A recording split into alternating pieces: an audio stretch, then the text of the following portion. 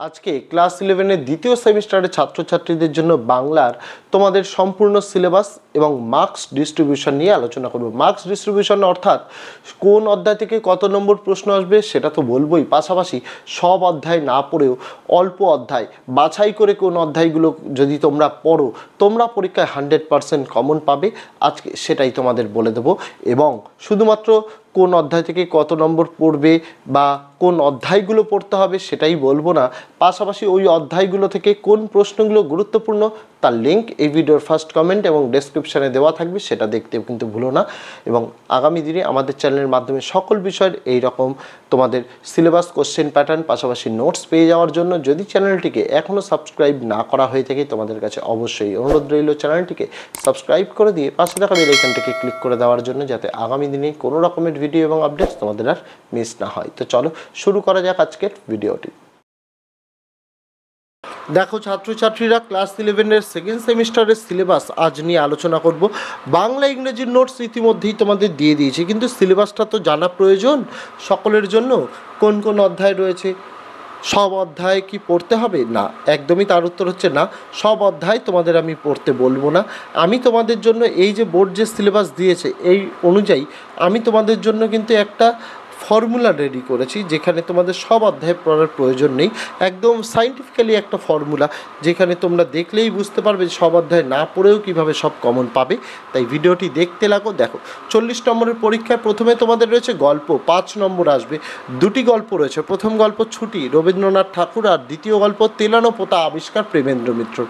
দুটি গল্প থেকে কি হবে, তোমাদের পরীক্ষায় ছুটি থেকেও একটি 5 নম্বরের প্রশ্ন আসবে, তেলানো পোতা আবিষ্কার থেকেও একটি 5 নম্বরের প্রশ্ন আসবে। তোমাদের কি করতে হবে, দুটি গল্পের মধ্যে যে কোনো একটি গল্পের 5 নম্বরের প্রশ্নের উত্তর লিখতে হবে। তো যে কোনো একটি গল্পের যদি 5 নম্বরের প্রশ্নের উত্তর লিখতে হয় তাহলে দুটো গল্প পড়ার তো কোনো প্রয়োজন নেই।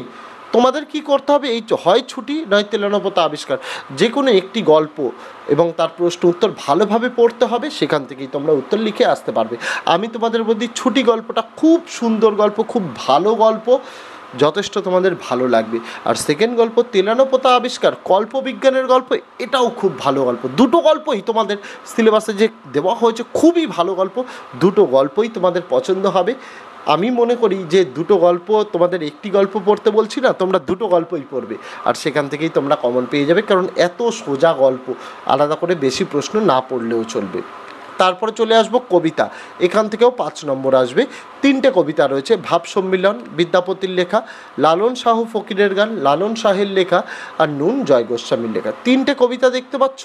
এই যে 3টে কবিতা রয়েছে, 3টে কবিতার মধ্যে যে কোনো দুটো কবিতা থেকে একটি একটি করে 5 নম্বরের প্রশ্ন আসবে। তোমাদের কি করতে হবে, যে কোনো একটি 5 নম্বরের প্রশ্নের উত্তর লিখতে হবে। তাহলে কি 3টে কবিতাই পড়া প্রয়োজন? না। যারা বিশেষ করে দুর্বল ছাত্রছাত্রী আছো তাদের জন্য একটি কবিতা বলবো, সেই কবিতাটি হচ্ছে 3 নম্বরের কবিতা, নুন জয় গোস্বামীর লেখা। এই কবিতা থেকে তোমরা যে স্কুলেই পড়ো না কেন এই কবিতা থেকে বড় প্রশ্ন আসবেই আসবে, নিশ্চিন্তে থাকতে পারো। আর যারা মনে করছো আরও একটু স্যার পড়ে নিই, আমরা রিস্ক নেব না আমাদের স্কুলের, তারা 2 নম্বরের কবিতা লালন শাহ ফকিরের গান লালন শাহের লেখা, এটা পড়ে রাখতে পারো। ভাব সম্মিলন কবিতার ভাষা কিন্তু যথেষ্ট টাফ, সেই জায়গায় দাঁড়িয়ে আমি বলবো এই কবিতাটা তোমরা চাইলে ইগনোর করতে পারো, 2 আর 3 নম্বরের কবিতা। আর ছাত্রছাত্রীরা শুধু চাইলে 3 নম্বরের কবিতাটাও পড়তে পারো, এইখান থেকে 5 নম্বর আসবে। তারপরে চলে আসবো নাটক, নাটক থেকেও 5 নম্বর, কিন্তু নাটক তো তোমাদের একটা, আগুন বিজন ভট্টাচার্যের লেখা।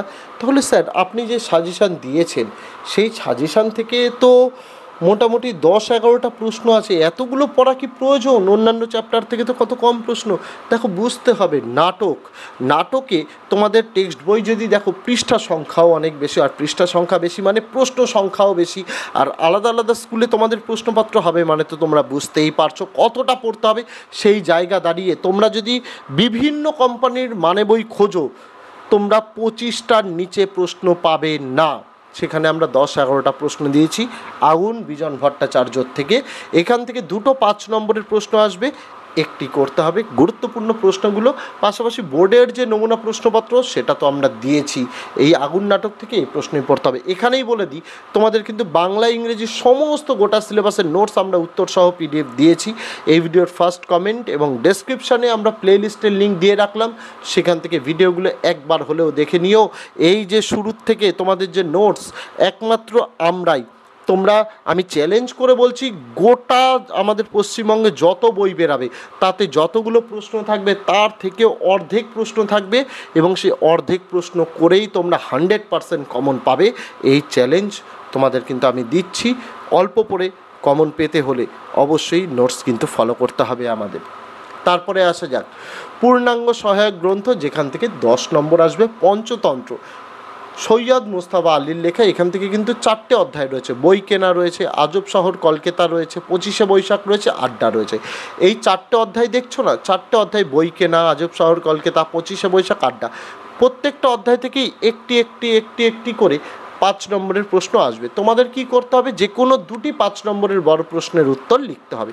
তাহলে কি 4টি প্রশ্ন আমরা পড়ব? নো, না। এই 4টে গল্পের মধ্যে তোমাদের যে গল্প দুটোকে বেস্ট বলে মনে হবে বা পড়া মুখস্থ হচ্ছে বলে মনে হবে, যে কোনো 2টো গল্প ভালোভাবে আমাদের সাজেশন থেকে পড়বে। 100% এই 10 নম্বর ওখান থেকেই কমন আছে। তারপরে চলে আসবো বাংলার শিল্প সাহিত্য সংস্কৃতির ইতিহাস, এখান থেকে 5 নম্বর।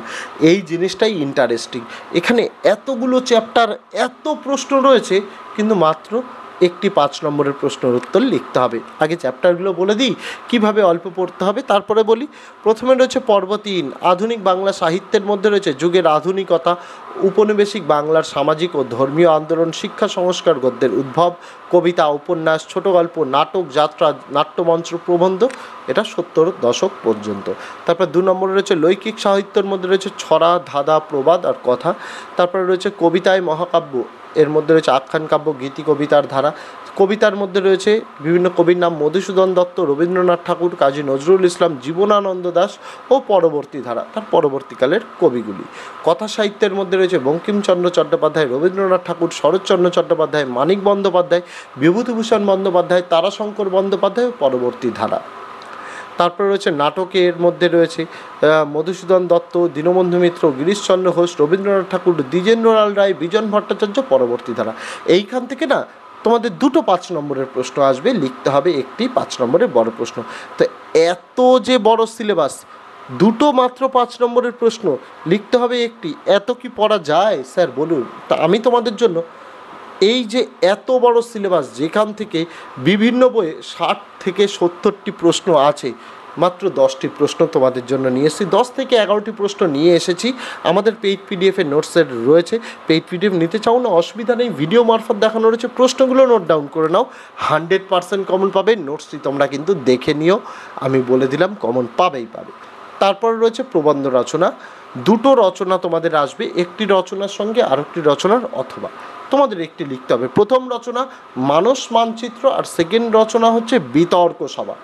তো মানস মানচিত্রের মধ্যে তোমাদের সাজেশান দেওয়া রয়েছে আর বিতর্ক সভার মধ্যেও সাজেশান দেওয়া রয়েছে। মানস মানচিত্রে কী হয়, একটা ছক করে দেওয়া থাকে, সেই অনুযায়ী রচনা লিখতে হয়। যেরকম রচনা তোমরা ক্লাস 10-এ লিখে এসছো, তোমাদের প্রবন্ধ রচনা আসে, বাংলার উৎসব হোক, প্রতিদিনের জীবনে বিজ্ঞান হোক, এই রকম রচনা আসে। আর বিতর্ক সভার মধ্যে কীরকম আসতে পারে, বিজ্ঞানের ভালো মন্দ, অর্থাৎ ভালো দিক খারাপ দিক, মানে বিতর্ক সভা মানে কি, একটা দিক ভালো বলবে অর্থাৎ পক্ষে থাকবে, আর একটা দিক বিপক্ষে থাকবে, এই অনুযায়ী রচনা তোমাদের আছে।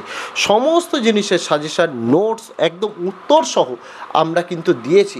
এই ভিডিওর ফার্স্ট কমেন্ট এবং ডেসক্রিপশানে আমরা প্লেলিস্টের লিঙ্ক দেওয়া, সেখান থেকে দেখে নিতে পারো।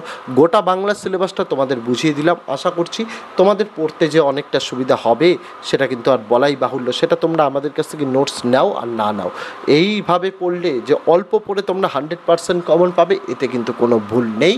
তো আজকে ভিডিওতে এটুকুই ছিল ছাত্রছাত্রীরা। দেখা হচ্ছে তোমাদের সঙ্গে আগামী দিন অন্য কোনো বিষয়ে, অন্য কোনো ভিডিও নিয়ে। ততদিন সকলে ভালো থেকো, সুস্থ থেকো।